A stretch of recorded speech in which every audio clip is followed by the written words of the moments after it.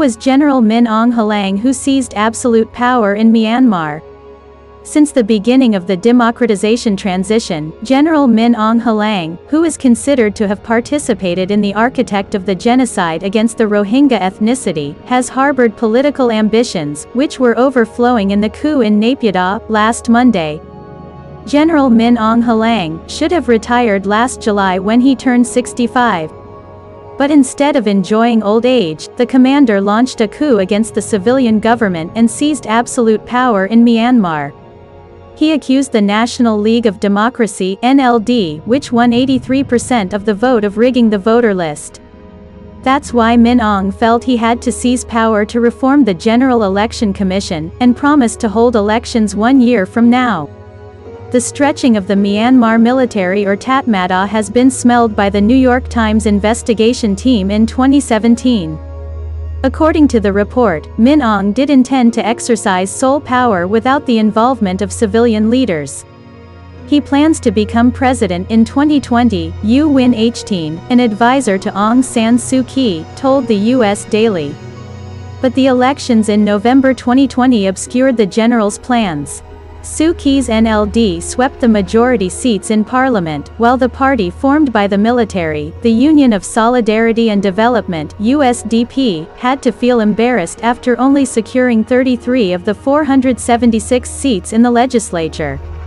Sticking out at the end of a career, Min Aung Hlaing is not a vocal figure, says a former classmate at the Faculty of Law, Yangon University, 1972 to 1974. He speaks a little bit and usually appears modest, the friend told Reuters.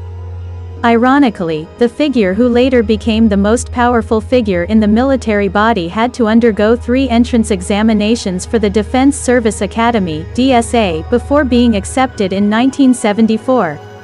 According to one of his classmates at the time, Min Aung was an ordinary cadet. He was promoted normally and rather slowly, he said. His career changed direction since joining under Than Shui's command. He is a figure Min Aung recognizes as his mentor and later headed the Myanmar Armed Forces.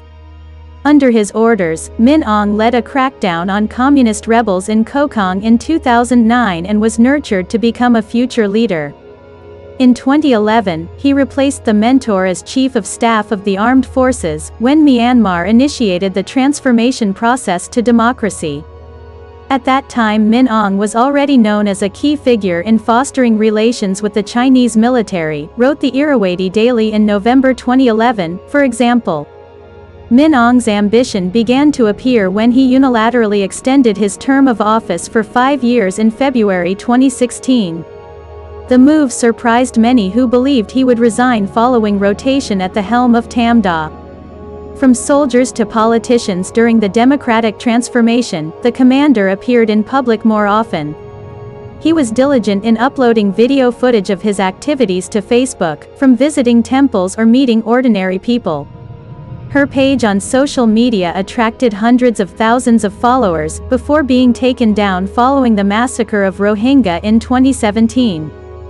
Foreign diplomats and observers told Reuters about Min Aung's penchant for discussing political transitions in other countries and reminded how important it is to prevent waves of chaos like the one that hit Libya or Middle Eastern countries after the failure of the 2011 Arab Spring.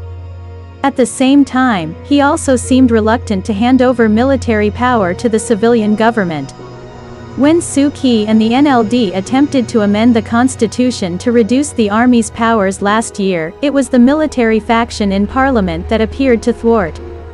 Controversy overshadowed the general when a military operation in Rakhine State in 2017 forced more than 730,000 ethnic Rohingya to flee to Bangladesh.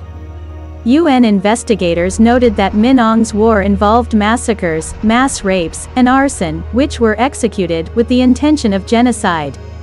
In response, the United States imposed sanctions on Min Aung Hlaing and 3 other generals in 2019. The UN has also urged investigations into companies controlled by the Myanmar military, including Myanmar Economic Holdings Limited (MEL), in which Min Aung reportedly controls 5,000 shares.